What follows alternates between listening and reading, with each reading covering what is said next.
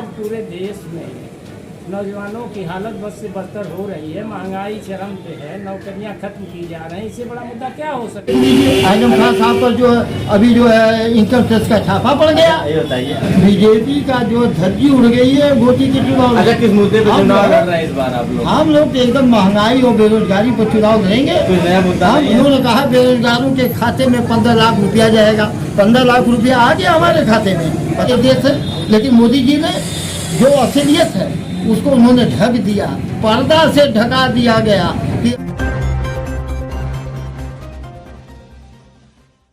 इन दिनों लोकसभा का चुनाव नजदीक आ गया है। ऐसे में चौक चौराहे पर चुनाव की चर्चा जोरों शोरों पर है। वहीं तेज न्यूज की टीम भी बुढ़नपुर तहसील क्षेत्र के विभिन्न स्थानों पर पहुंची, जहां पर तमाम लोग अलग अलग तरह की अपनी बातें रख रहे थे। तेज न्यूज की टीम से पब्लिक ने बातचीत के दौरान क्या कुछ कहा, ये आपको दिखाते हैं। सामने देखिए। तरौलिया विधानसभा से बिलोंग करता हूँ, समाजवादी विचारधारा से बिलोंग करता हूँ। अच्छा, आप समाजवादी विचारधारा से बिलोंग करते हैं? हाँ जी बिल्कुल। तो बीच में आप नगर पंचायत चुनाव में कहीं और दिख रहे थे? कहीं नहीं दिख रहे थे। जो लोग भी थे वो भी समाजवादी ही विचारधारा के थे। परिस्थिति जल इधर उधर चले गए थे, लेकिन है समाजवादी विचारधारा से ही बिलोंग करते हैं। क्या आगामी लोकसभा चुनाव की रणनीति बन रही है? बिल्कुल बन रही है। अच्छा, किस मुद्दे पे चुनाव इस बार होगा? महंगाई के मुद्दे पर चुनाव होगा, बेरोजगारी के मुद्दे पर चुनाव होगा, भ्रष्टाचार के मुद्दे पर चुनाव होगा। महंगाई बेरोजगारी का मुद्दा तो बहुत पुराना है, कुछ नया नहीं है। यही नया है। अरे आज पूरे देश में नौजवानों की हालत बस से बदतर हो रही है। महंगाई चरम पे है, नौकरियां खत्म की जा रही हैं। इससे बड़ा मुद्दा क्या हो सकता है? सरकारी नौकरियां खत्म कर दी जा रही हैं। इससे बड़ा मुद्दा क्या हो सकता है? 4 साल की नौकरी दी जा रही है। आप प्रधानमंत्री के रूप में किसको देखना चाहते हैं? प्रधानमंत्री के रूप में इंडिया गठबंधन जिसको भी तय करेगा पूरे देश में। आप नहीं, आपके सूझबूझ से यह हमारी सोच का विषय नहीं है। नहीं, आपके हिसाब से जैसे कोई दक्ष लग रहा है आपको? हमारे हिसाब से देश नहीं चलेगा। ये है कि इंडिया गठबंधन के लोग जो भी तय करेंगे, पूरा देश, पूरा हिंदुस्तान उसके पक्ष में खड़ा होगा। आप अपने बारे में बताइए। अपना विचार पूरी नहीं है। अखिलेश यादव को नहीं देखना चाहते? नहीं, क्यों नहीं देखना चाहेंगे गठबंधन अगर अखिलेश यादव जी को? समाजवादी नेता है आप, विचारधारा। बिल्कुल, हम लोग तो आप जब भी चाहेंगे तो अखिलेश को ही चाहेंगे? बिल्कुल चाहेंगे, बिल्कुल चाहेंगे हम लोग। कहें आप नहीं कह रहे हैं कि अखिलेश को नहीं चाहेंगे? नहीं, बिल्कुल चाहेंगे, लेकिन ये है एक सवाल है, गठबंधन उसको तय करेगा। जिसको तय करेगा सारे लोग उसके साथ खड़े। क्या अखिलेश में प्रधानमंत्री का गुण नहीं दिख रहा? बिल्कुल गुण है, क्यों नहीं गुण है? क्यों नहीं गुण है? वो उत्तर प्रदेश जैसे बड़े सूबे का मुख्यमंत्री रह चुके हैं, तो उनको होना चाहिए प्रधानमंत्री। होना चाहिए। चलिए मैं कन्हैया सिंह, ग्राम पंचायत पिपरी, बुढ़नपुर तहसील, जनपद आजमगढ़, विधानसभा क्षेत्र तरौलिया का निवासी हूँ। एक समाजवादी विचारक हूँ। समाजवादी विचार की धाराओं से ओत रहता हूँ। और एक चीज़ बताइए, क्योंकि अभी आप एक उपचुनाव हुआ, शिवपाल जी की अहम भूमिका रही घोषी में चुनाव। और इसके पहले तो आप जो विधानसभा चुनाव था उसमें आप लोग अलग दूसरे खेमे में नजर आए। हाँ, ये आपकी बात सही है। क्या ऐसा रहा कि जिससे आपकी पार्टी पूरी मतलब फिर से सपा विलय हो गई? क्या वो प्रसपा नहीं रही? देखिए, जो ये आप प्रश्न कर रहे हैं, हमारी पार्टी पहली प्रसपा थी। हमारे आज़ादी नेता शिवपाल यादव थे, अब आज भी हैं। आप प्रसपा की बात किए, मैं उस समय की बात कर रहा हूँ। वो हमारे राष्ट्रीय अध्यक्ष रहे हैं। आज जब हमारे पार्टी का विलय, पुराने समाजवादी पार्टी से पहले के नेता थे, समाजवादी पार्टी में थे ही, और कुछ विचार लोगों का तालमेल नहीं बना तो अलग हो गया, अपनी पार्टी बनाए, फिर चाचा भतीजा एक हो गए। आज एक होकर के गठबंधन की राजनीति में शिवपाल जी को उत्तर प्रदेश के पूर्वांचल घोषी का एक जिम्मा दिया गया, मऊ का। जैसे हम पहले अब आगामी लोकसभा चुनाव को देखते हुए सारे दल एक बैनर तले आ रहे हैं जिसको इंडिया के नाम से जाना जा रहा है। क्या यह गठबंधन शिवपाल जी के लोकसभा चुनाव को देखते हुए हुआ है कि आगामी अब हर चुनाव जो सपा के बैनर तले ही आप लोग लड़ेंगे? नहीं, ऐसा है, देखिए ये गठबंधन जो है इंडिया के तहत जो है ये गठबंधन हुआ है समाजवादी पार्टी और इस देश के जो बड़ी बड़ी पार्टियां हैं, चाहे वो बिहार हो, चाहे उत्तर प्रदेश हो या महाराष्ट्र हो, कर्नाटका हो, तमाम जगह जो भी हैं, आज सारे दल हमारे साथ 22 दलों के लोग एक गठबंधन की राजनीति बनाए हैं, एक मंच बनाए हैं। उसी के तहत आने वाले लोकसभा का चुनाव गठबंधन के तहत लड़ाई की जाएगी। है कि वो आपके साथ रहेगा। अब देखिए, इस बात पर मैं इतना ही कहना चाहूँगा कि गठबंधन इसीलिए बना, ये भारतीय जनता पार्टी को पछाड़ने के लिए ही गठबंधन की राजनीति बनाई गई है।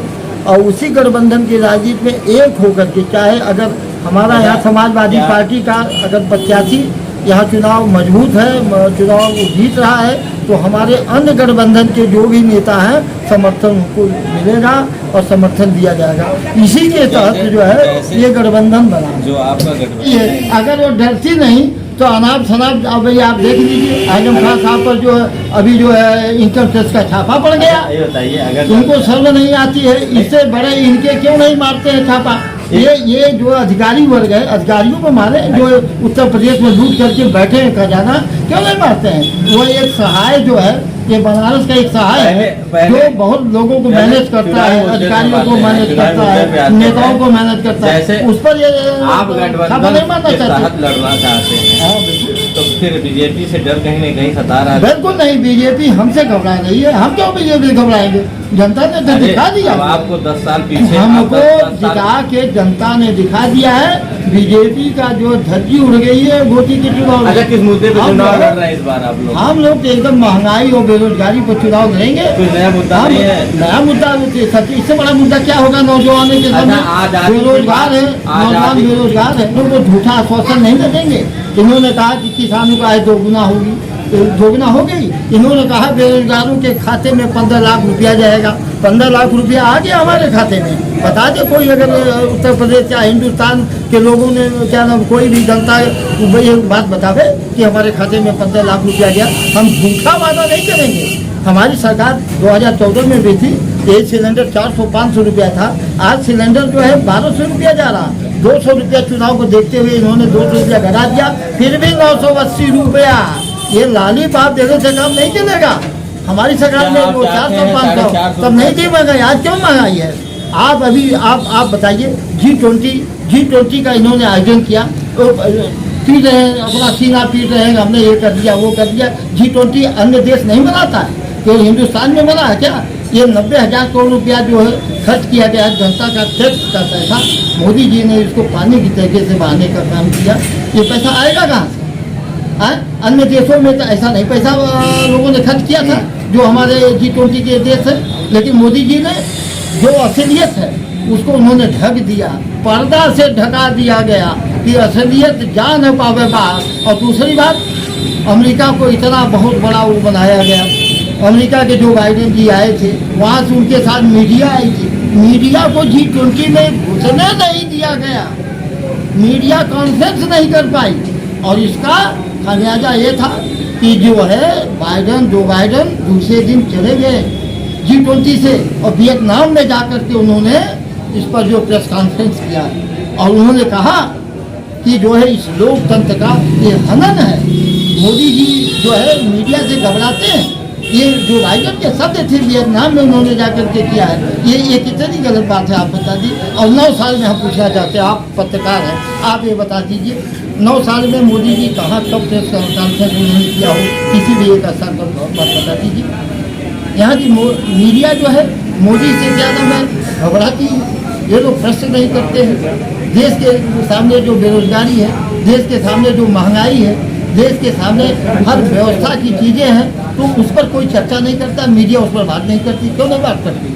बात करनी चाहिए। तो आगामी चुनाव में किसको प्रधानमंत्री के रूप में देखना चाहते हैं? अब तो वो गठबंधन तय करेगा कि कौन हमारा प्रत्याशी होगा। हम उस पर हम छोटे कार्यकर्ता हैं, इस बात पर नहीं, आप किसको देखना चाहते हैं? हम तो जो है राहुल गांधी को देखना चाहते हैं। अखिलेश यादव को नहीं देखना? हम अखिलेश यादव एक प्रदेश के हैं, राहुल गांधी इंटरनेशनल नेता है, देश के नेता हैं, नेशनल नेता हैं और अच्छे परिवार से आते हैं, जिसके कारण बाप दादा जो है उनके नाना नानी जो है देश की प्रधानमंत्री रही हैं, तो इसलिए मैं चाहता हूँ कि राहुल गांधी को मौका मिलना चाहिए।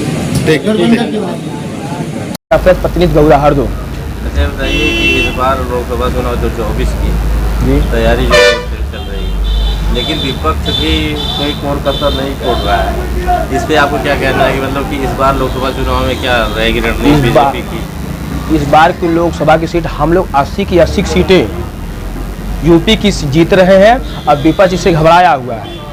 आप कैसे कह सकते हैं 80 का 80 से हम लोग मोदी जी के नेतृत्व में, योगी जी के कुशल नेतृत्व में हम लोग अब की बार 80 का 80 से जीतते हो, जिससे विपक्ष को। घोषित क्या कहना चाहते हैं? जो घोषित इतनी बड़ी हार हुई है और आप पूरा सूबा लगा हुआ था उत्तर प्रदेश का।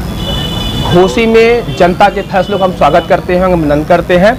जनता का जो नेतृत्व होगा उसका हम लोग स्वागत करते हैं, लेकिन हम लोग कहीं न कहीं कमी रह गई है, जिसको हम लोग आपकी लोकसभा में उसको पूर्ति करेंगे कि हम लोग गलती कहाँ से हुई है, उसमें मंथन चल रहा है, उसमें मंथन होगा। गलती मानते हैं? नहीं, गलती तो हुई है, तभी तो गलती मानना है। आजमगढ़ में क्या रहेगा इस बार लोकसभा? हम लोग इस बार की लोकसभा की सीटें हम लोग आजमगढ़ और लालगंज दोनों ही सीटें हम लोग भारतीय जनता पार्टी बहुमत होते बहुत ही बम्पर से जीता जाएगा। दोनों सीट हम लोग पूरा गारंटी के साथ निकला जाएगा। प्रत्याशी की अभी घोषणा नहीं, हम लोग प्रत्याशी, हमारा प्रत्याशी कमल का फूल है। हमारा प्रत्याशी कमल का फूल। हम लोग कोई भी प्रत्याशी हम लोग कार्यकर्ता हैं। चुनाव चिन्ह पे ही? हाँ, हम लोग बस सिंपल पे। जी।